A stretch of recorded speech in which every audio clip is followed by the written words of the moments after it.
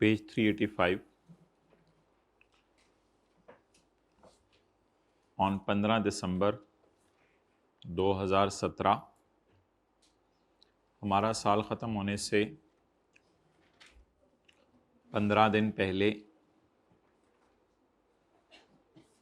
एक मशीन है जो कि हमने 35 लाख की बेच दी है कैश पर,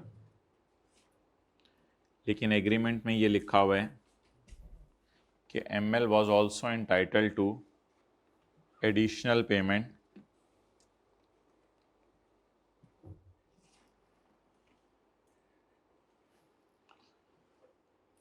However, as per agreement, ML was also entitled to additional payment of 1.5 million, which is dependent on passing certain production tests after installation.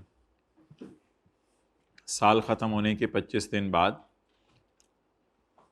RL ने कंफर्म कर दिया है कि मैंने वो टेस्ट परफॉर्म कर लिए हैं।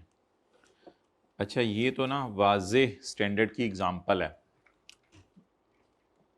इसमें अब हमारी कोई सोच सूच भी नहीं चलनी।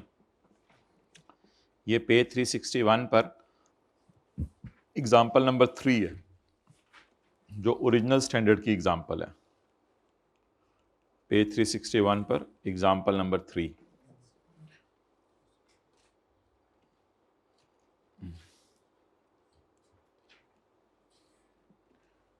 पढ़ लें तो हम लिख के आएंगे पेपर में, as per IS 10 determination of purchase price और sale price after the balance sheet date which had already been sold before the year end.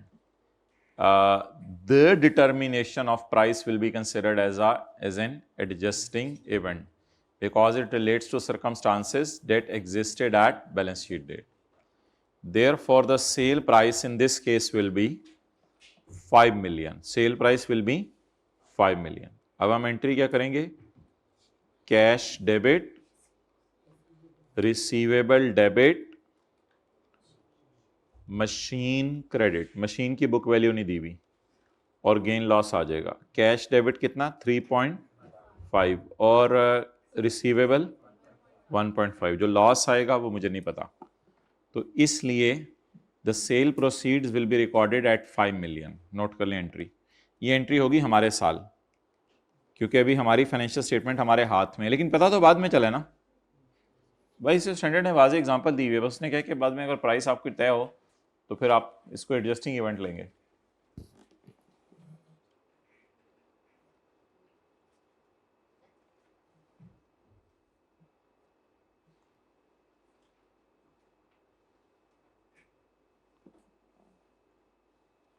तो बोलें जी,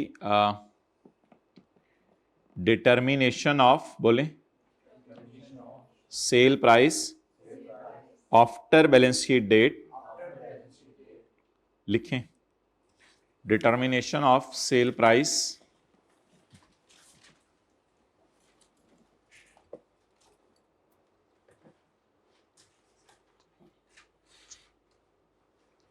determination of sale price after reporting date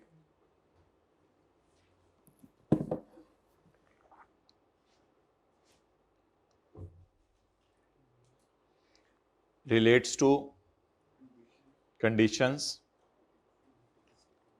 that existed at balance sheet date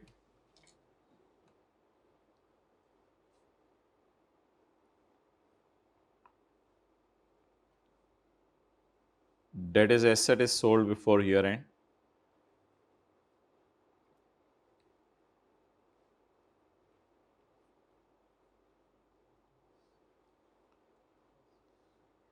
is an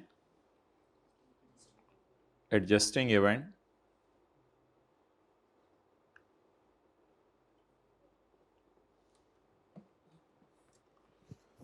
so a receivable of 1.5 million। Adjusting event में entry को explain करना होता है ना। So a receivable of 1.5 million will be recorded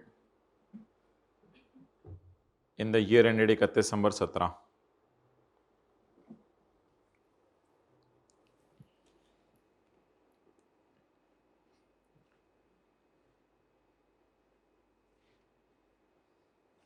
अच्छा, इसमें वैसे अगर ये भी लिखा थे पहले लाइन में, जो आपको मैंने पहला लफ्ज़ लिखवाया है, determination of sale price after confirmation of required production test, इस तरह का लफ्ज़ लिखा थे तो वो ज़्यादा अच्छा था। अब पता नहीं, सोल्यूशन देखते हैं, शायद 6 महीने पहले देखा था मैंने या साल पहले देखा था, आई डोंट नो। अगर कोई हल्का फुल्का डिफरेंस हुआ तो हम उस डिफरेंस को इंशाल्लाह तस्लीम करेंगे और हम आपको कहेंगे कि पेपर में ये लाइन भी आप डाल आइएगा। हमने तो अपनी तरफ से जो समझ आ रहा था आपको सोल्यूशन लिखवा दिया। कौन सा क्वेश्चन है? Determination of sale price after reporting date where the sale had already been made is considered an existing event. Consequently, ML will record the sale 1.5 million. Further, gain loss on sale of machine has to be calculated by considering such receivable. भाई ये line उसने डाली है, अब इसकी क्या जरूरत थी? Further gain loss should be calculated based on this 5। 3.5 तो आ गया है ना, 3.5 की तो टेंशन नहीं। 3.5 के साथ उसने लिखा हुआ है, किधर लिखा हुआ है 3.5 के साथ? फॉर कैश 3.5 तो आ गया, बाकी रिसीवेबल है। तो गेन लॉस निकालते हुए क्या करेंगे? एंट्री को ज़्यादा डिटेल में डिस्कस कर गया, पूरे 5 को देखेंगे। ऐसे ही है, 5 का एसेट बिका, 4 का था फर्ज करें 1 रुपये का, गेन आ गया ये तो, जो भी है चलें। ये ज़रा करें 0.4,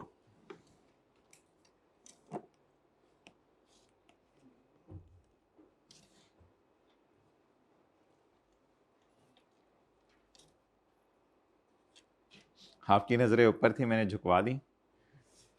अच्छा 0.4 करें, बहुत अच्छा है 7 वाला, अच्छा 7 मिल गया आपको।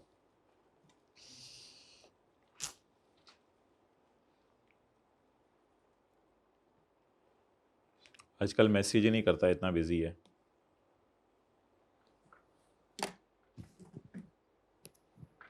जी भाई, कितने एम्प्लॉयज़ की बना लें प्रोविजन? मेरे डियर बता दें यार, कितने एम्प्लॉयज़ की प्रोविजन बना लें? 35 तो ज़्यादा नहीं हो गए भाई? 35 तो बहुत ज़्यादा हो गए हैं, इतने तो हों जी। 16 की बना लें? चलें, प्रोविजन लाइबिलिटी छोड़ें, बस कितनों की तरफ लाइबल फील करें भाई, ये बताएं। 16 की तरफ। आप ये अभी आप लोगों ने ये बातें सुनी थी मेरी, ये जो मैंने पिछली क्लास में की थी, 3 आ गए, 4 आएंगे, 6 और आ सकते हैं, ये बातें सुनी थी? चलें फिर, पता नहीं किसको सुनाई थी, दीवारों को सुनाई थी। नवंबर में as a part of restructuring plan an option of early retirement in exchange for one off payment of 10 lakh was offered to each employee. जाते हुए एम्प्लॉय को क्या कहे, कितने पैसे लोगे? 10 लाख। तो सवाल ने वाजे लिख दिया ये रीस्ट्रक्चरिंग प्लान है।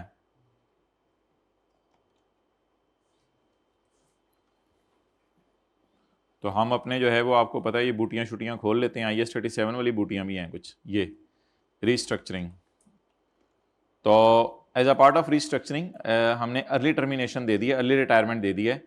एक वन ऑफ पेमेंट 10 लाख रुपया दो, हमारी जान छोड़ो, 10 लाख रुपया लो, हमारी जान छोड़ो, which was offered to each employee in November was offered. तो फिर लिख के आएंगे a constructive obligation to restructure has arisen, ये will be recorded because the entity has a formal plan, बेशक ना लिख के आइएगा, because the entity has raised a valid expectation by making announcement। तो ये पैरा 72 लिख के आएंगे कि इसको रिकॉर्ड करना है प्रोविजन को। प्लान के मुताबिक मैनेजमेंट का ख्याल है कि 25 लोग ऑफर एक्सेप्ट करेंगे। प्लान के मुताबिक मैनेजमेंट का ख्याल है 25 लोग ऑफर एक्सेप्ट करेंगे। इस बात का मुझे मतलब बता दें, 25 लोग ऑफर एक्सेप्ट करेंगे, इस बात का मतलब बता दें। हाथ खड़े करके, हाथ खड़े करके माय डियर, इनाम है इस बात पे जो मैं सुनना चाह रहा हूं। क्या? नहीं जी, नहीं, मैं जो सुनना चाह रहा हूं,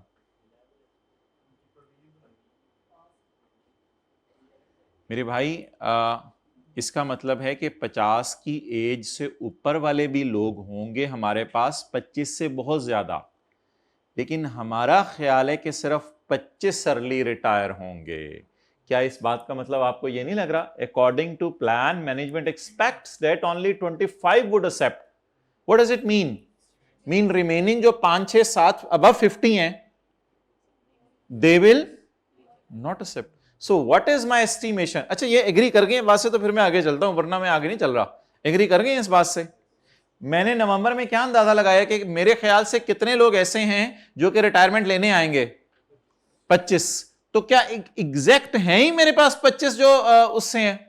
अगर एग्जैक्ट ही 25 होते तो फिर मैं अंदाजा क्यों लगाता? मैंने अंदाजा लगाया कि 25 आ जाएंगे. इसका मतलब है अबव 50 वाले मेरे पास 25 ही हैं सिर्फ पूरी ऑर्गेनाइजेशन में. इस लाइन का वाज़ेह तौर पे मतलब है, मैं साल के क्लास में बैठा हुआ हूं.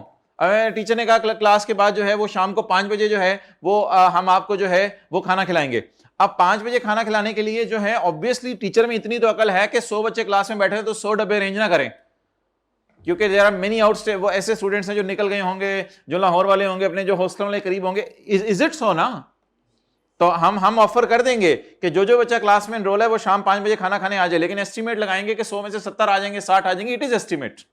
तो ये मैं कह रहा हूं अल्लाह का शुक्र है 50 की एज से बहुत ज्यादा हमारे पास एम्प्लॉइज हैं. उसमें से मेरा क्या ख्याल है कितने आ जाएंगे? 25. अब आगे सवाल ना पड़े कितने आए, इससे कोई फर्क नहीं पड़ता. हमने प्रोविजन 25 की बनानी है.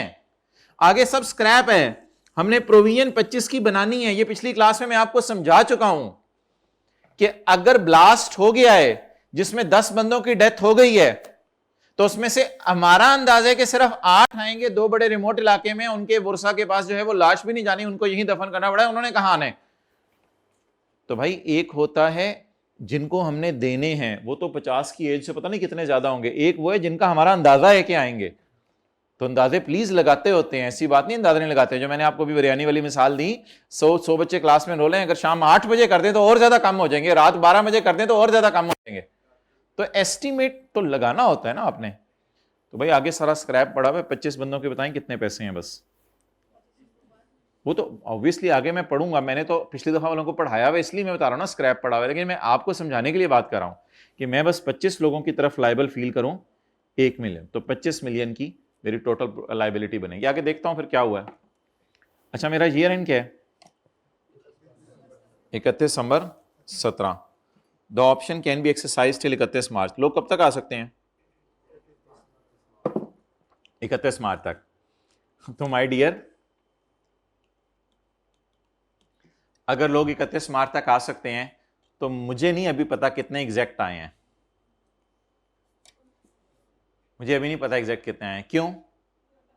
मैं भी खड़ा 15 फरवरी को ना, मुझे क्या पता एग्जैक्ट कितने आए हैं. मैं तो अंदाजा ही लगाया हुआ कि 25 आएंगे. तो 31 मार्च तक लोग आ सकते हैं, ये तो ऑफर है. 15 फेब पे मैं अनलकीली खड़ा हूं. मेरा वैसे टोटल अंदाजा नवंबर में कितना था?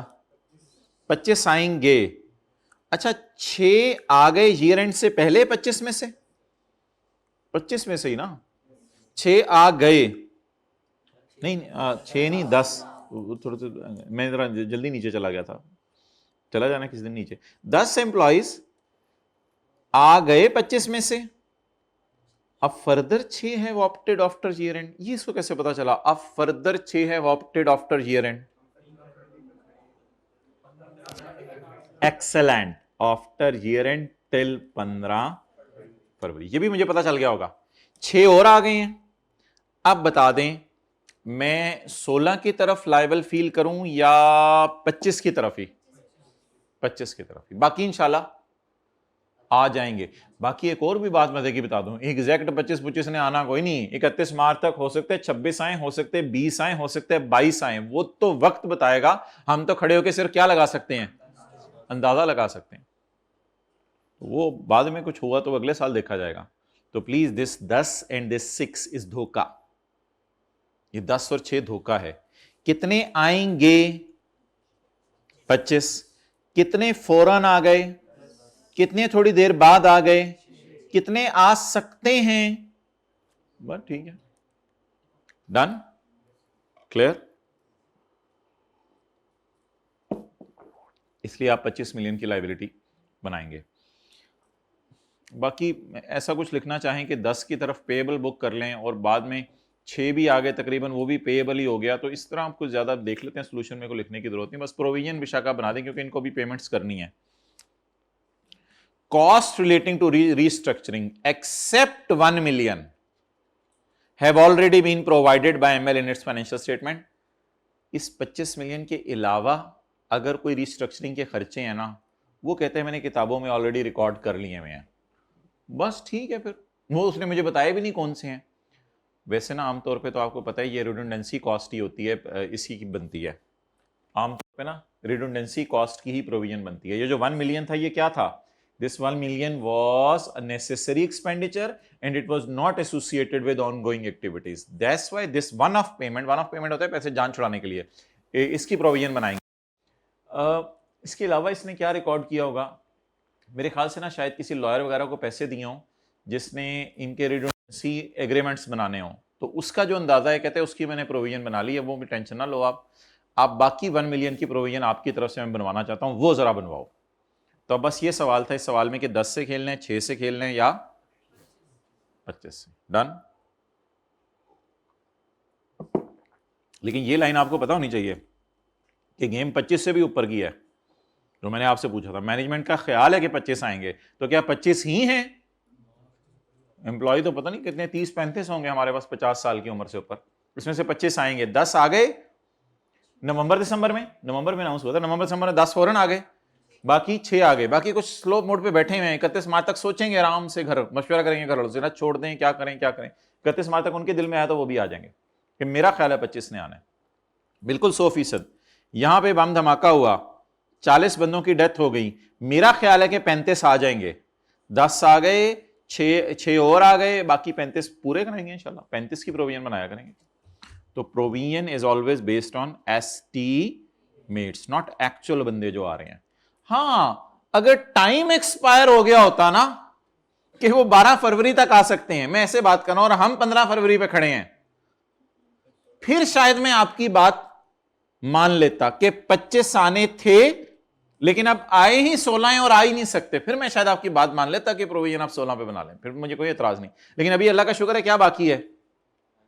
टाइम बाकी है। और हमारा एस्टीमेट कहीं रिवाइज हुआ है, ये लिखे इसने, based on these few members came, we have revised our estimate, ऐसा कुछ नहीं लिखा होगा। बस अल्हम्दुलिल्लाह, इसको फारग करें, पढ़ें जी। अच्छा, लिख के यही आया करेंगे, there is a present obligation due to past event which in this case arise a constructive obligation which is made by announcement, so it is a high chance that 25 employees will come, so a redundancy payment of 25 multiplied by a will be recorded because it does not relate to the ongoing activities of business. कौन सा है?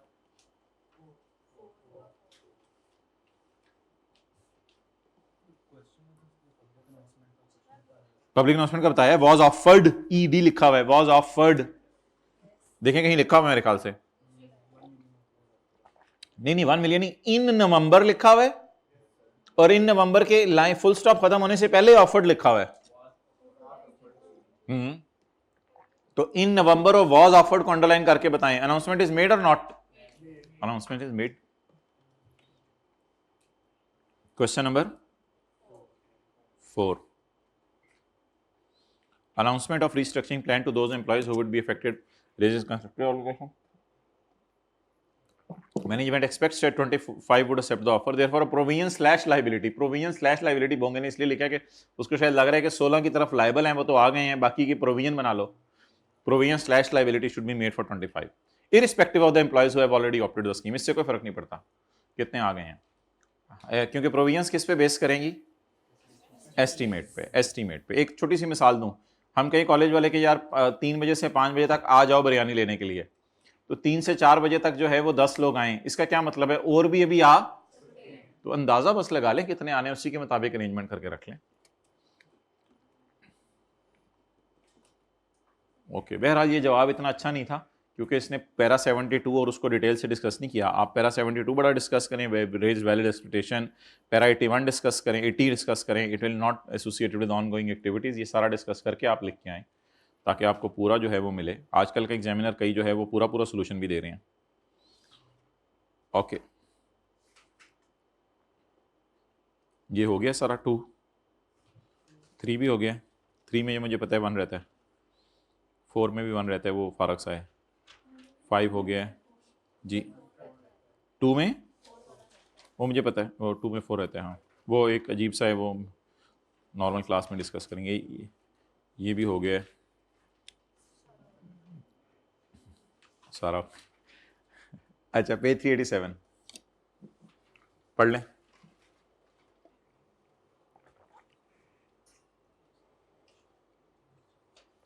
ये जो सुबह वाला आपने सवाल किया ना, इंस्ट्रूमेंट्स वाला, 100% वही सवाल है।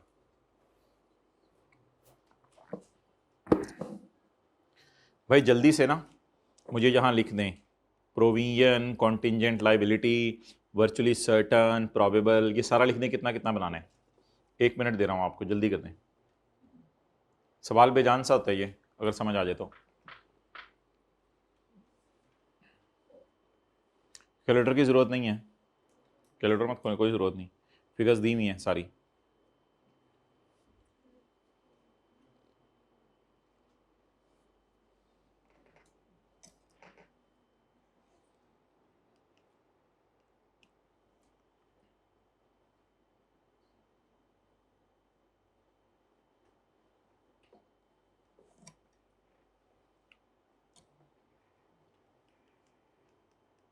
जी, प्रोविजन कितनी बनाएंगे? एक्सेलेंट, 12। वर्चुअली सर्टन कितना है? 18। वर्चुअली सर्टन 14 है। लेकिन ना बट रिसीवेबल बुक करेंगे खाली 12 का। ओए होए होए होए होए होए, वर्चुअली सर्टन तो 14 है, लेकिन रिसीवेबल बुक करेंगे 12 का। बाकी भी देखते हैं 2 मिलियन का क्या करना है। और पॉइंट 3 में देर इज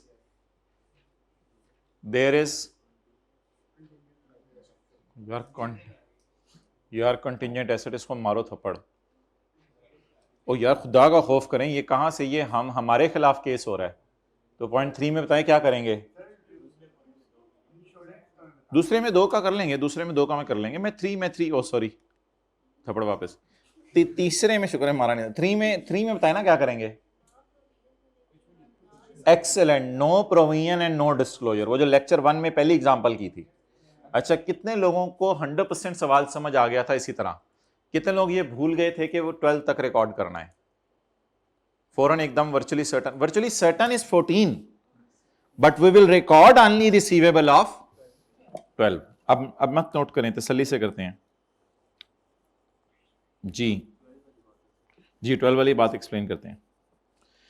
बोले reimbursement will be recorded up to the extent of provision. भाई सरा से देखो, चलिए आप, आज क्लास नहीं है, बैठ जाओ, कश्तियां जला दो, चेक के रखो programme. Factory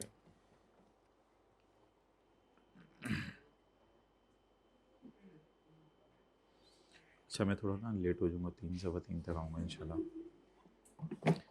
A factory worker of industrial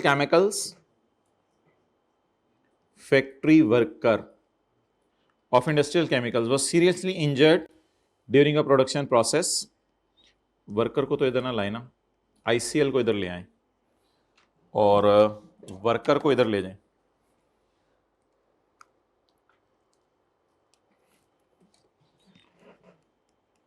worker, ओहो, the filing of a claim after year end relates to condition that existed at balance sheet date, therefore it is an adjusting event। ठीक है, लेकिन आमतौर पे जब IAS 37 full flash test हो रहा हो ना, तो ICAP सिर्फ इतना सा सोल्यूशन डालता है, filing of court case after year end is an adjusting event because the circumstances state balance sheet date, ये लाइन नहीं लिखता, लेकिन लिखा करें। तो थोड़ा सा IAS 10 डालना है। IAS 10 तब डाला करना है पेपर में जब हमारे साल के बाद की डेट आ रही हो। जब हमारे साल के बाद की डेट आ रही हो तो आपने थोड़ा सा क्या डाला करना है? IAS 10। इसमें इस सवाल में नहीं मैंने कहा था IAS 10 डालने को, ये जो मैंने आपको सुबह क्लास में कराया है, इसकी वजह पता है क्या थी? इन अक्टूबर द कस्टमर सूड अस। तो साल के बाद की डेट ही नहीं थी, तो बस साल के बाद की अगर डेट हो ना तो IAS 10 थोड़ा सा डालना होता है, तो साल के बाद की डेट ही नहीं थी, तो फिर टेंशन ही नहीं। On 26 July, the worker filed a claim of 25 million and alleged violation of safety measures on the part of us. उसने मांगा कितना? 25 उसने मांगा, और हमारे लॉयर का ख्याल है कि 60% चांस है 12 देने का। बस अब प्लीज काट दें 8 को। अब 8 को पेपर में यूज नहीं करना बच्चे। 8 को कंटिंजेंट लायबिलिटी जिस किस्म की कोई बोंगियां मार रहे होते हैं ना ना ना ना, बस 25 में से 12 देना है। इसकी क्या बना लें? प्रोविजन। बाकी 13 की डिस्कशन कॉन्टिंजेंट लायबिलिटी की कर आइएगा, ये लिख कर कि इफ इट इज पॉसिबल लिख कर जरूर कराइएगा। नंबर अच्छे खासे हैं, 12 नंबर हैं सवाल के, कर आइएगा इधर डिस्कशन 13 की। लेकिन अब इस 12 को यहां लेके जाएं एंट्रीज में, इस 12 को यहां लेके जाएं, एक्सपेंस डेबिट प्रोविजन क्रेडिट 12 से। According to the terms of insurance policy, now we filed a claim of 18 million, which was principally accepted by insurance company. 18 million का हमने क्लेम किया, 14 million इसमें वर्चुअली सर्टन हो गया। अब आप बेशक करें, कोई मसला नहीं, ऐसे गलत एंट्री करें इंश्योरेंस कंपनी की तरफ, इतना सा पढ़ के आप गलत एंट्री कर दें बेशक। रिसीवेबल डेबिट एक्सपेंस क्रेडिट 14 से, क्योंकि 14 इज वर्चुअली सर्टन। लेकिन एकदम उधर नजर मारें, the provision will the reimbursement will only be recorded up to the, इसलिए इसको काट के, लेकिन इंशाल्लाह सॉल्यूशन में थ्योरी में मैं आप दो बातें करूंगा कि दो the virtually certain amount is 14 but I will record a receivable of only 12। बाकी दो भी इंशाल्लाह अगले साल रिसीव हो जाएगा, कोई मसला नहीं। जब वो रिसीव होगा फिर उसको इनकम में डाल देंगे। असल में अगले साल पता क्या होगा, रिसीवेबल रिसीव होगा 14, cash debit 14, receivable credit 12, balancing other income में अगले साल जाएगा, इस साल नहीं जाएगा, क्योंकि एक रिस्ट्रिक्शन लगाई हुई है रीइंबर्समेंट वाले पैराज ने। अब पेपर में लिख के आएंगे 14 is virtually certain, however receivable of 12 will be recorded. ICL is negotiating with the insurance company. It is high chance that I will further recover 2. तो 2 क्या हो गया? Probable. 2 क्या हो गया? Probable. तो probable होने की वजह से contingent है। बाकी बस ठीक है, काफी है। इस साइड पे भी जाना हो तो कर सकते हैं, लेकिन छोड़े पड़े। तो अब लिखें जी 12 मिलियन के बारे में कैसे लिख के आना है। छोड़े भाई, मैं वॉइस नोट भेज रहा हूँ, ये सुबह की क्लास में लिखवा दिया था। एक बस छोटी सी लाइन है, वो इंशाल्लाह मैं जो है वो आपको बता देता हूँ, तो इसलिए अब शायद वक्त इजाज़त नहीं दे रहा, आगे और भी रिवीजन करनी है इसकी। तो पास पेपर का क्वेश्चन नंबर 6 है माय डियर, 7 इसकी एडजस्टमेंट नंबर 1 है। तो उसमें हम लिख के आएंगे there is a present obligation due to a past event which in this case is, मैं देख लेता हूँ, इंजरी ऑफ एम्प्लॉय। सो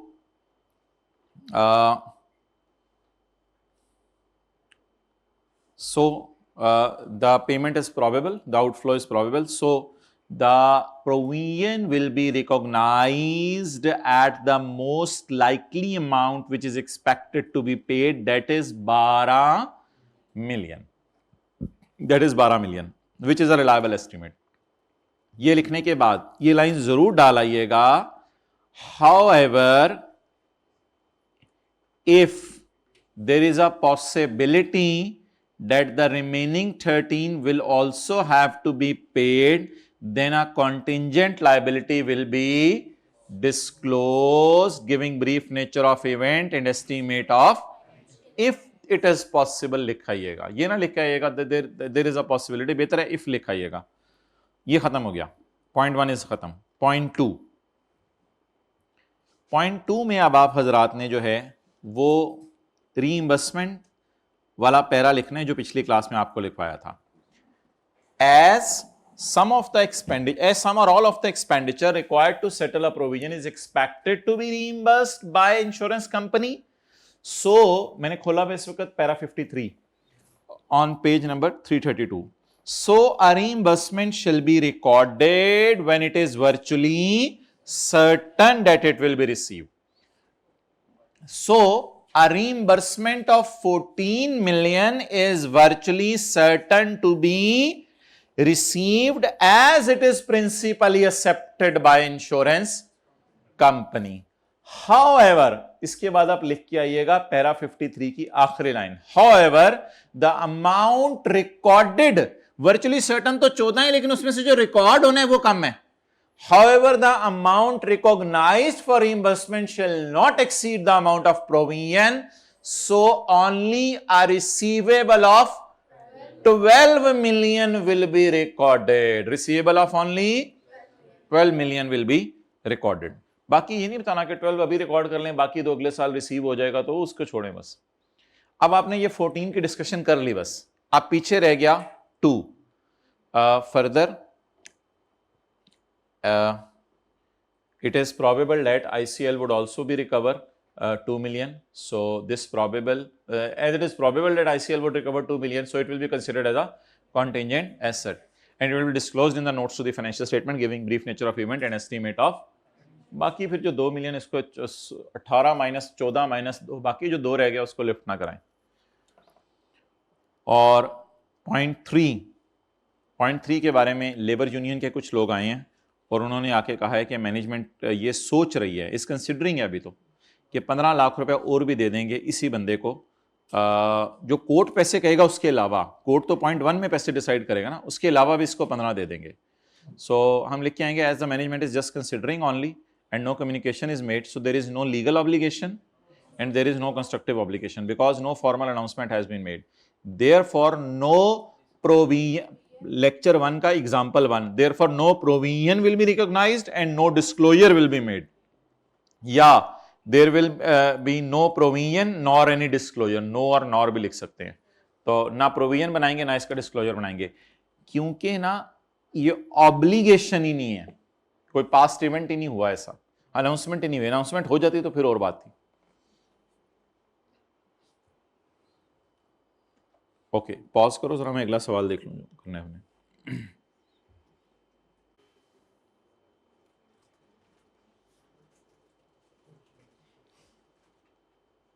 अच्छा जी, क्वेश्चन नंबर 12, एडजस्टमेंट नंबर 2.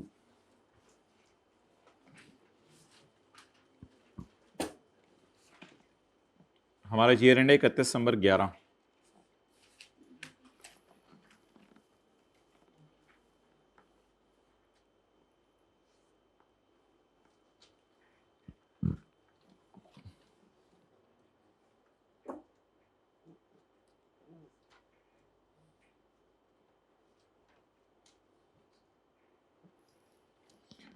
हमारा साल खत्म होने से 10 दिन पहले, 11 दिन पहले, board of director decided to close down the division. जी ये कौन सा कॉन्सेप्ट है? रीइंबर्समेंट का है ना, रीस्ट्रक्चरिंग. जितना तो पता लगने लग गया है माशाल्लाह. विच इंपोर्ट्स, माशाल्लाह की भी पता चला. Which imports and sells the mobile sets. Decision was made public, बिल्कुल बॉर्डर पे 29 नंबर को डिसीजन भी हो गया. तो यहां तक लिख के आएंगे para number 72. A constructive obligation to restructure arises because the entity has a detailed formal plan and it has raised a valid expectation in those affected because the entity has announced it. So there will be restructuring provision. Yes, restructuring provision will be made. However, business was actually closed on 29 फरवरी और business actually close हुआ 29 फरवरी को. Net cost incurred. ओए ये क्या कर दिया इसने? Net cost incurred, net cost incurred. अगर आप पिछले सवाल देखें ना रीस्ट्रक्चरिंग के, तो पेज 387 पे आपको नजर आ रहा है रिलेटेड कॉस्ट हैव बीन. भाई इसकी वजह यह है कि अगले 6 महीने के अंदर अंदर बंद होना था. पेज नंबर 387 पर अगले 6 महीने के अंदर अंदर बंद होना था ना, इसलिए उसने एस्टीमेट दिया आपको. इसी तरह आप देखें जाके पेज 386 पर, ओ पेज 386 पे भी ये लिखा हुआ है कॉस्ट इन कर्ड. ये क्या वजह है? कभी लिख रहे हैं रिडंडेंसी में, सॉरी वो क्या कहते हैं, रीस्ट्रक्चरिंग में कॉस्ट इनकर्ड कभी लिख रहे हैं एस्टिमेटेड कॉस्ट, इसकी क्या वजह है भाई? नहीं नहीं, ईयर एंड से पहले नहीं, गलत बात, ईयर एंड से पहले नहीं बंद हुआ, बंद ईयर एंड के बाद ही होना है असल। हाँ एक्सेलेंट, असल में 2-3 महीने में बंद हो जाए ना तो फाइनेंशियल स्टेटमेंट हमारे हाथ में ही होती हैं, तो फिर एस्टीमेट नहीं देता, लिख देता है इनकर्ड। क्योंकि अगर हमारा ईयर एंड है जून और मैंने अगस्त में अपना बिजनेस बंद कर देना है तो सितंबर तक फाइनेंशियल स्टेटमेंट मेरे हाथ में है, तो मैं जून पे खड़े होकर अंदाजा लगाऊं रिडंडेंसी कॉस्ट कितनी है, या जुलाई अगस्त का वेट कर लूं? इस तरह का एक छोटा सा कॉन्सेप्ट कल पढ़ा था, वो ये कि हमारे पास कोई स्टॉक पड़ा हुआ है बैलेंस शीट डेट पर, अब उसके एनआरवी की एस्टिमेटेड सेलिंग प्राइस ना लें, हो सकता है जुलाई अगस्त में वो बिक जाए, तो उसकी जो एक्चुअल सेलिंग प्राइस है उसी को एस्टिमेट ले लें। तो ये जो जहां जिन जिन सवालों में लिखा हुआ है ना कॉस्ट इनकर्ड, उन सवालों में नोट करें वो साल खत्म होने के बाद 1.5-2-3 महीने के अंदर बिजनेस बंद भी कर रहा है, और जिन सवालों में लिखा हुआ है कॉस्ट एस्टिमेटेड, उसमें बिजनेस बंद करते करते उसको 6 महीने लग जाने हैं और फाइनेंशियल स्टेटमेंट 2 महीने 2.5-3 महीने के बाद हाथों से निकल जानी है, तो वो फिर एस्टिमेट्स दे रहे हैं आपको। तो इनकर्ड का लफ्ज तो मादरत पहले भी पढ़ा था हमने, अभी भी देखें काफी जल्दी बंद हो रहा है, कितने महीने के अंदर बंद हो रहा है? 2। तो एस्टिमेट दिया उसने कॉस्ट का, या जो हुई है वो बता दी है, लेकिन ऑब्वियसली हमारे साल के खड़े होके तो ये फ्यूचर कॉस्ट ही है ना, है तो ये फ्यूचर ही, तो इनकी एंट्रीज नहीं करेंगे, इनकी पेमेंट्स की एंट्रीज नहीं करेंगे, इनके पेबल्स की एंट्रीज करेंगे। Net cost incurred in connection with the closure, net cost incurred in Jan and Feb, जनवरी और फरवरी में, या इन फेब भी लिख सकते हैं खाली, जनवरी फरवरी में ये खर्चे हो गए मेरे। ये कैसे पता चला होगा मुझे 31 दिसंबर को? ये कैसे पता चला होगा भाई? फाइनेंशियल स्टेटमेंट हाथ में है ना, तो जनवरी फरवरी में ही पता चला होगा, लेकिन मार्च तक डायरेक्टर्स के साइन होने से पहले पहले सारा डाटा आ गया, तो अंदाजे क्यों लगाने, एक्चुअल कॉस्ट पता चल गई है। इसको तो पैरा नंबर, रिडंडेंसी कॉस्ट कौन सी है, पैरा नंबर 80, इसकी तो प्रोविजन बनाएंगे। स्टाफ ट्रेनिंग, मेरे ख्याल से ये स्टाफ ट्रेनिंग जाने वाले स्टाफ की नहीं होगी, उसने बताया नहीं, स्टाफ ट्रेनिंग उस स्टाफ की होगी जिसको रख के अब ट्रेन कर रहे हैं, कहीं और शिफ्ट करना है, तो restriction does not include the staff training. Para 81, इसकी प्रोविजन नहीं बनाएंगे। वैसे ट्रेन तो कर दिया इनको, इनकर्ड ट्रेन तो कर दी है, लेकिन साल के बाद की है ना, और साल के एंड पे ये रिस्ट्रक्चरिंग की लाइबिलिटी नहीं है। क्यों नहीं लाइबिलिटी? क्योंकि रिस्ट्रक्चरिंग प्रोविजन का पार्ट ही नहीं है, स्टैंडर्ड ने कह दिया, because it helps in future business. Operating losses from यकम जुलाई 2011 to closure of division, operating losses from यकम जुलाई 11 टू क्लोजर ऑफ, ये टेक्निकल था, 8 महीने का लॉस है ये, इसमें 6 महीने का लॉस हमारे साल के और 2 महीने का लॉस अगले साल के। इसमें अब अलग करें FOL, फ्यूचर ऑपरेटिंग लॉस अलग करें, इसमें फ्यूचर लॉस अलग करें, ये बड़ा भयानक सवाल हो गया। इस फ्यूचर ऑपरेटिंग लॉस इसमें अलग करें। ये यकम जुलाई 11 से लेके कब तक का है? यकम जुलाई 11 से लेके टू 29 फेब का, तो ये कितने महीने का लॉस है? इसमें कितना लॉस हमारे साथ रिकॉर्ड हो गया है? 6 महीने का। जाहिर बात है इवनली एज्यूम करना पड़ेगा, और क्या करें आप, तो 0.8 divided by 8 months multiplied by 2 months is equal to 0.2, loss of January and February. आप बताएं ये अवॉइडेबल था अनअवॉइडेबल था? ऑपरेट का लफ्ज लिखा हुआ है, ऑपरेट, अगर ऑपरेट ना करते जनवरी फरवरी में तो ये लॉस, कहीं ऑनरेस कॉन्ट्रैक्ट का लफ्ज नहीं लिखा हुआ, ऑपरेट का लफ्ज लिखा हुआ है, जाके पहले स्टैंडर्ड में गाइडेंस ले लें। अच्छा वैसे तो मुझे पता चल गया लॉस आ गया, और लेकिन भाई ये जनवरी फरवरी के न्यूमेरिकल का लॉस है ना, ये जनवरी फरवरी के न्यूमेरिकल में इसको लॉस को रिकॉर्ड करते हैं, मैं 31 दिसंबर को इसकी लायबिलिटी क्यों बनाऊं, और लॉस की लायबिलिटी किसकी तरफ बनाऊं? वो तो ऑनरेस कॉन्ट्रैक्ट तो है नहीं मेरा कोई। तो identifiable future operating losses up to the date of restructuring, that is 29 February, are never included in provision. These are not included in provision. That's why point 2 की कोई provision नहीं बनाएंगे. point 6 के बारे में मैंने आपको कहा है कमेंट ना करके आया करें, बस वो खर्चे में चला गया. अच्छा, ये कॉन्सेप्ट जो है ना मैंने पढ़ाया था, ये टेस्ट पहली दफ़ा हुआ है. Profit on sale of remaining mobile sets. कोई मोबाइल सेट्स हमारे पास पड़े हुए थे, रिमेनिंग स्टॉक में पड़े हुए थे, उनको साल के बाद मैंने जनवरी फरवरी में बेच दिया. गेन ऑन एक्सपेक्टेड डिस्पोजल तो साल के एंड पे था ना, साल के बाद तो एक्चुअल डिस्पोजल हो गया, लेकिन साल के एंड पे तो एक्सपेक्टेड ही कहेंगे ना उसको. वो मुझे एक्चुअल पता चल गया, मेरी किस्मत है, जल्दी रिस्ट्रक्चरिंग हो गई, वरना साल के एंड पे एक्सपेक्टेड ही कहते हैं इसको. Gain on expected disposal of assets are never taken into account in measuring provision. तो बताएं ये क्या था? कोई मोबाइल्स पड़े होंगे, उन पर बेचने पे क्या आ गया? गेन. उन पर बेचने पे क्या आ गया?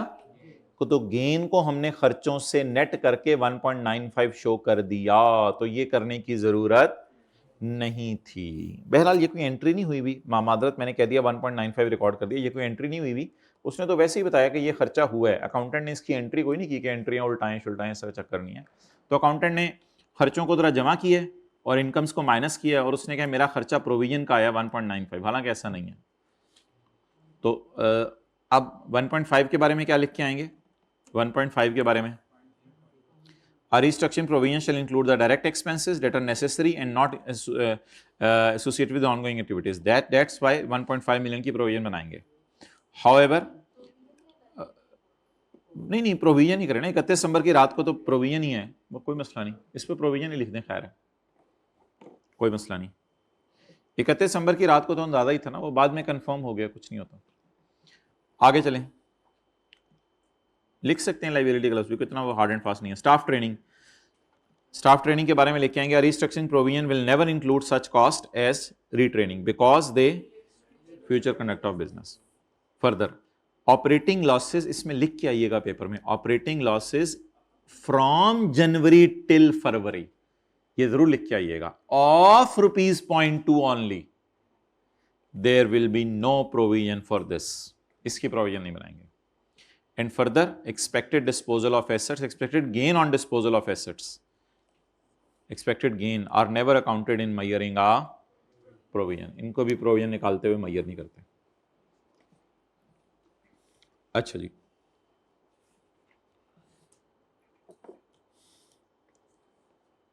पंद्रह जनवरी को हमारे कंपेटिटर ने कुछ चीज़ें लॉन्च कर दी हैं.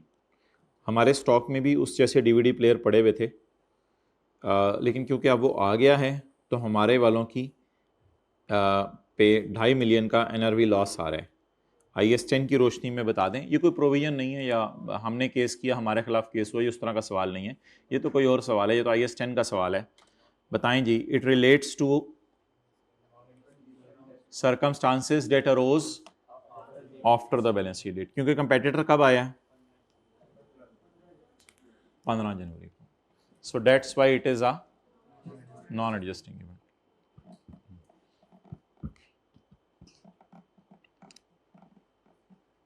अच्छा जी,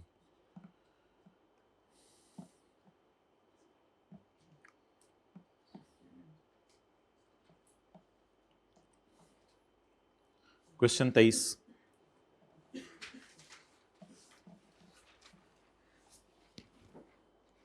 झालर limited is currently in the process of finalizing its financial statements. ये झालर क्या होता है? कोई मेरे ख्याल से कोई पहनने वाली चीज़ होती है, पता नहीं. In May, JCL was on the verge of launching its innovative line of beauty products. मई 23 तो हमारा साल है ना. अच्छा, हमारा साल कौन से वैसे? 30-29. और हम खड़े कहाँ हैं? जुलाई अगस्त, वही हो गया ना, जुलाई अगस्त के एंड पे खड़े हैं बस, या कम सितंबर को हम खड़े हैं. इसका मतलब ये नहीं है कि इस दिन फाइनेंशियल स्टेटमेंट ऑथोराइज हो गई हैं, बस इसका मतलब जरा नीचे जाके देखेंगे क्या है. ये कम सितंबर पे हम खड़े हैं. मई 23 में झालर लॉन्च करी थी अपनी beauty products. However the launch was cancelled due to alarming reports that employees involved in the internal testing of new cosmetics. जिन एम्प्लॉइज के मुंह पे वो ब्यूटी प्रोडक्ट्स हमने थोपी थी, एक्सपीरियंस एडवर्स स्किन रिएक्शंस, उनके चेहरों पे अगले दिन जो है वो दाने और फिंसियाँ और फोड़े हो गए हुए थे, ranging from minor irritation, her employee आके इस तरह लगा हुआ था, हमने कहा क्या हुआ, टू सीरियस एलर्जिक रिस्पॉन्सेज, और कुछ तो अस्पताल के अंदर एलर्जी के बीमारी में पड़े हुए हैं। सिचुएशन और ज़्यादा वर्सन हो गई जब न्यूज़ के अंदर ये रिएक्शंस आए spread through media outlets highlighting potential risk, damages, reputation and causing public doubt. लोगों ने हमारे पे शक करना शुरू कर दिया कि इनकी ब्यूटी प्रोडक्ट इस्तेमाल करके तो काले ही होना है, तो क्या फ़ायदा। As a result of the above JCL has incurred the net loss for the first time, पहली दफ़ा इनको लॉस आया। ये तो आ गया ना, इसकी तो टेंशन नहीं लेनी, इसकी फॉर द आ गया है, ये तो इस साल आ गया होगा loss. Additionally JCL has encountered the following matter, इसके साथ ये जैसे आपे भी पड़ गए हैं। नंबर 1, इन जुलाई 23 हमारे साल नहीं, सॉरी इन जुलाई 23 अगले साल affected employees filed a law suit. भाई ये तो लॉ सूट, तो affected employees filed a law suit, भाई ये मसला तो मई की वजह से है ना, तो IS 10 लगेगा ना, मसला तो मई 23 की वजह से। In May 23 however the launch was cancel due to alarming, तो मई 23 से ही टेस्टिंग शुरू हो गई हुई है, इसमें कोई थर्ड पार्टी इन्वॉल्व नहीं है, ये बात कस्टमर्स तक गई नहीं थी, एम्प्लॉयज़ के मुंह पे अभी हमने थोपा थापी की थी। Sorry, in July 23 affected employees filed a lawsuit against JCL for damages. Legal advisers anticipate that these suits, जो एम्प्लॉयज ने कपड़े पहने हुए थे, case, these suits could result in potential liability of 120 million. However, due to legal complexity, actual payout remains uncertain. The legal advisor estimate that 70% chance of 120 and 30% chance of 60. बता दें आप। Excellent, ये वाला 120 नहीं, ये वाला 120। देयर इज अ 70% चांस के amount 120 होगी एंड 30% चांस के अमाउंट 60 होगी, तो मोस्ट लाइकली क्या है 120। मुफ्त के नंबर आई के आपने दे दिए थे गलती से, मैं तो यही कहूंगा मुफ्त के नंबर दे दिए थे। पॉइंट 2 पढ़ के तो आप हंस हंस के लोटपोट हो जाएंगे, बल्कि लोटपोट होने की जगह भी नहीं है क्लास में इतनी। जल्दी करें, पॉइंट 2 इजी मार्क्स।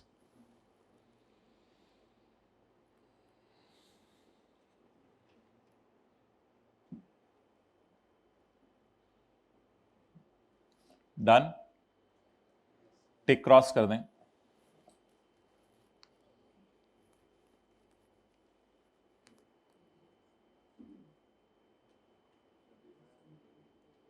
डन ना, कुछ भी नहीं है इसमें तो। इन जून 2000, बड़े आसान होते हैं, अगर रिस्ट्रक्चरिंग आ जाए ना तो मौजें हो जाती हैं। In June 2023 JCL's board of director approved a detailed restructuring plan. In June approved, लेकिन अप्रूवल काफी नहीं है, अप्रूवल के बाद कम्युनिकेशन हमारे साल होनी चाहिए, फिर ये कंस्ट्रक्टिव ऑब्लिगेशन बनेगी।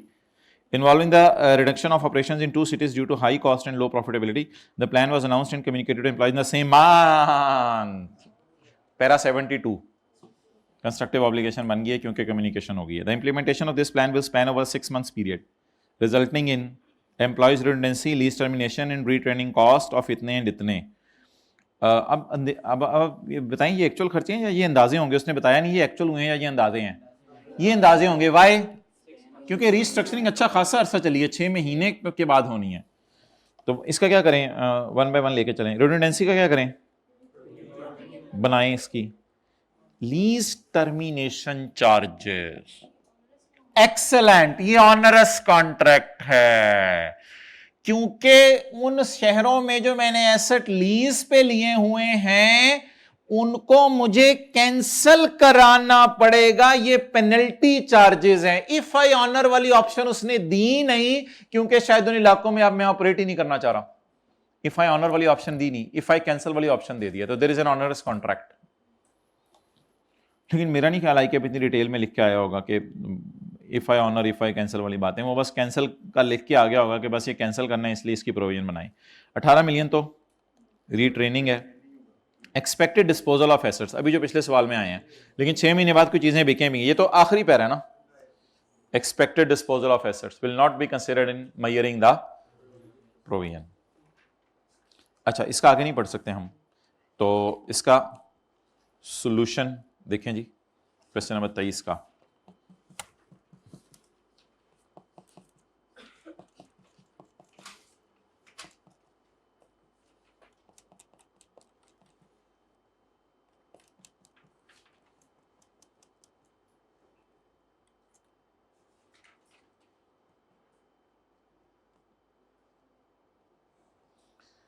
Filing of quote after the balance sheet date is an adjusting event. JCL has a present obligation as well as past event skin reactions due to testing. It is probable that an outflow of social will be regarded as both possibilities would result in payment damages.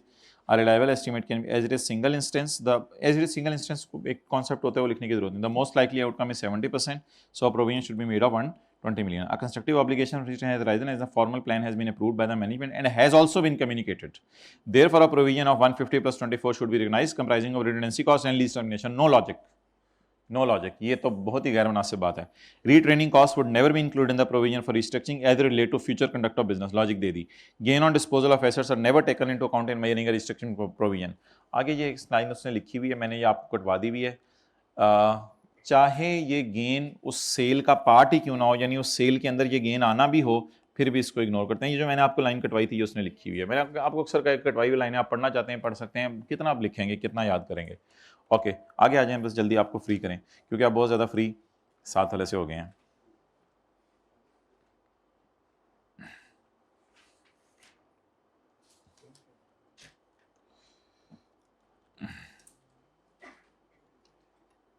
ये क्यों slow हो गया है? मुझे पता था ये इसी तरह का लफ्ज़ बोलना है, हमेशा ना कोई ऑपोजिट चीज़, गलत चीज़ बोला करें।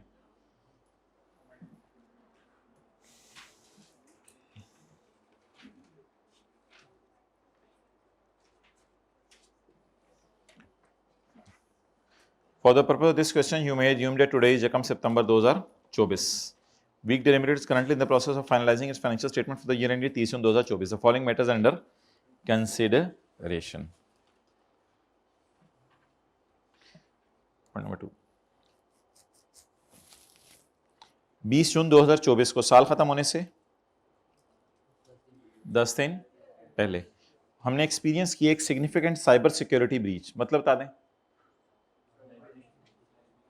Cyber security breach resulting in the loss of customer critical data. यानी हमारा कॉलेज है, हमारे कॉलेज का डाटा चोरी हो गया, उसमें स्टूडेंट्स के टेलीफोन नंबर, एड्रेस और जिस रास्ते से घर जाते थे वो सारा लीक हो गया। तो कस्टमर्स का क्रिटिकल डाटा, आपका क्रिटिकल डाटा था, यानी आपका सेल नंबर भी लोगों तक पहुंच गया।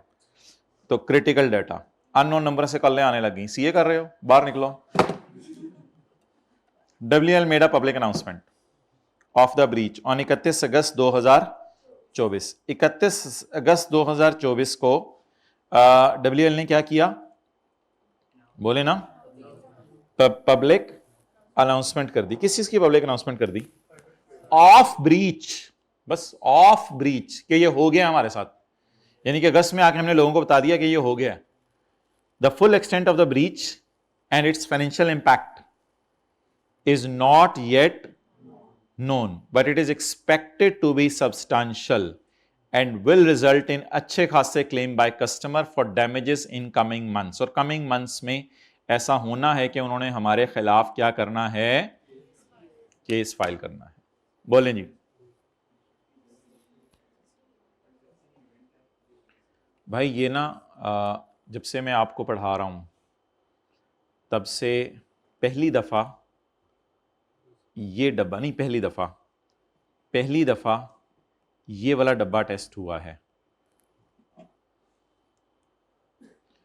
Present obligation due to a past event, probable outflow, no reliable estimate, no reliable estimate, no reliable estimate. किधर है? एक minute. The full extent of breach and financial impact,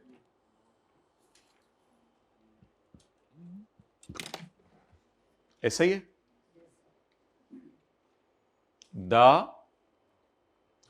कोई दी नहीं अमाउंट्स वगैरह उसने। The financial impact is not known. जी, कौन सा सवाल है? 25 का 2।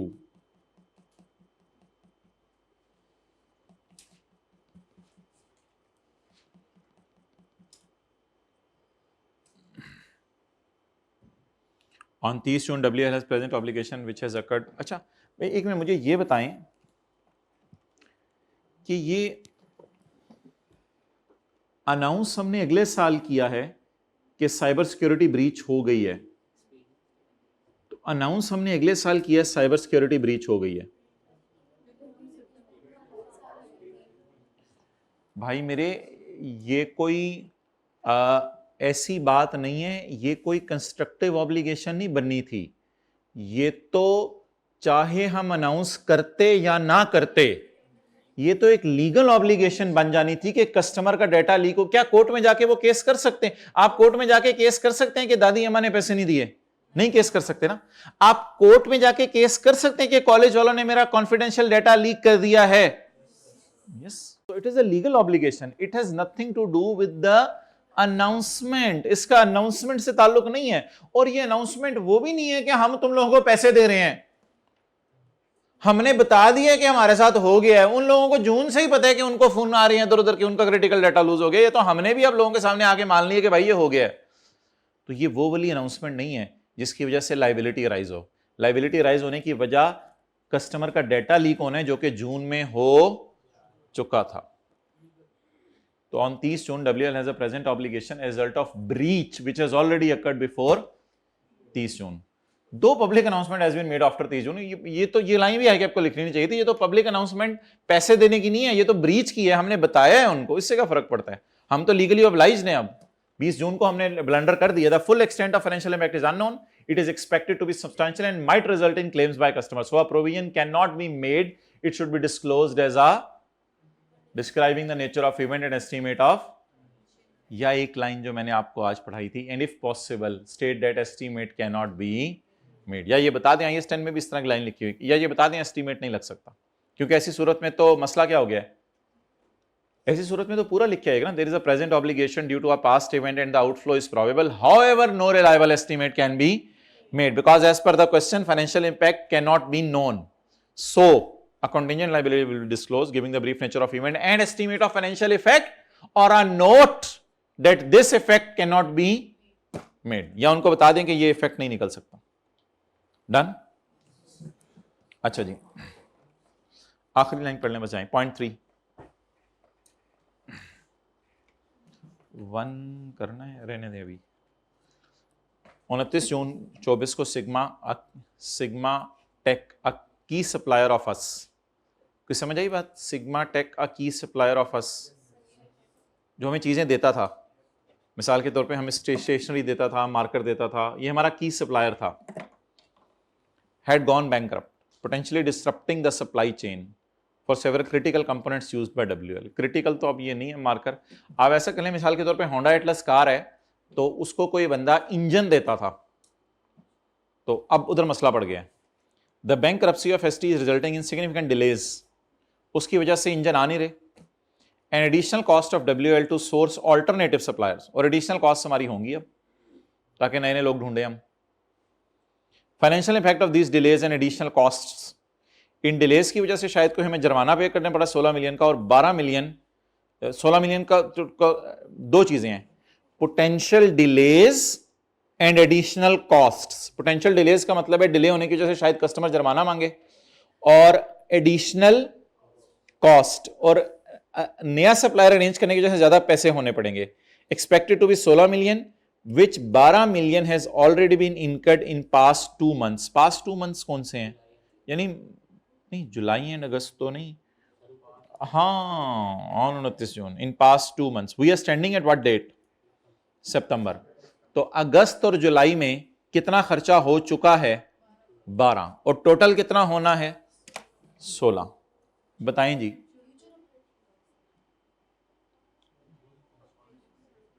अच्छा मुझे बताएं कि 30 जून को अगर मैं कोई लाइबिलिटी बुक करूं, 29 जून को अगर मेरा सप्लायर बैंक करप्ट हो गया, तो मैं अब सरासिफ को और बाकी लोगों को गाड़ियां टाइम पे सप्लाई नहीं कर सकूंगा। तो क्या इसकी वजह से ये जो मैं अब लाइबल जो फील कर रहा हूँ, कहते हैं कुछ पोटेंशियल डिलेज आने हैं, डिलेज की वजह से कॉस्ट पड़ सकती है, और एडिशनल कॉस्ट भी मुझे आ सकती है नया सप्लायर अरेंज करने की वजह से। तो क्या मैंने उससे कोई कॉन्ट्रैक्ट कर लिया हुआ पुराने सप्लायर से कि तुम मुझे चीजें दोगे? कोई कॉन्ट्रैक्ट है जो ऑनरस हो चुका है? बस पता चला कि मेरा सप्लायर गायब हो गया मार्केट से, इस वजह से मुझे बहुत ज्यादा मसले होने हैं। मिसाल के तौर पे मार्कर का सप्लायर गायब हो गया, मुझे बाहर के मुल्क से मार्कर मंगवाने हैं, तो भाई ना मंगवाओ, सेल्स ऑर्डर ही ना पकड़ो, और सरासिफ का सेल्स ऑर्डर ही ना पकड़ो। अगर सवाल में लिखा होता ना कोई सेल्स ऑर्डर पकड़ लिए हैं और उनको कंप्लीट करने के लिए ये खर्चे होने हैं, वो और बात थी। इस सवाल में कहीं ये भी नहीं लिखा हुआ कि कस्टमर्स के ऑर्डर्स पकड़ लिए हुए हैं, कहीं ये लिखा हुआ है कस्टमर के ऑर्डर्स पकड़ लिए हुए हैं? नहीं, कहीं लिखा हुआ है कि कस्टमर्स के ऑर्डर पकड़े हुए हैं इस वजह से मसले आ रहे हैं। बस एक लिखा हुआ है disrupting the supply chain for several critical components, bankruptcy is ये। मुझे नहीं कहीं लग रहा कि इसमें लिखा हुआ है कि कस्टमर के ऑर्डर पकड़े हुए हैं जिनकी वजह से ये खर्चा होना ही होना है। कस्टमर के ऑर्डर भी नहीं पकड़े हुए, अब क्या करें फिर? कोई नहीं, अगला सेशन पढ़ाई ना, मार्कर नहीं मिल रहे तो अगला सेशन पढ़ाना बंद कर दें, कोई मसला नहीं। महंगे मिल रहे हैं मिलेंगे, नहीं भी ना पढ़ाएं, लेकिन अगला पढ़ाने लग गए हैं हम और मार्कर महंगे खरीदने लग गए हैं। But this was avoidable on 30 June, though you have incurred it in July and August, but as on 30 June this could have been avoided by not operating in future. So that was a bit अच्छा सवाल। Potential delays and additional costs are resulting from the bankruptcy of supplier, but there is no obligation at 30 June. हम किसी की तरफ liable नहीं है 30 जून को। These are future operating losses for which provision will never be recognized. ठीक है जी, एक मिनट क्लास।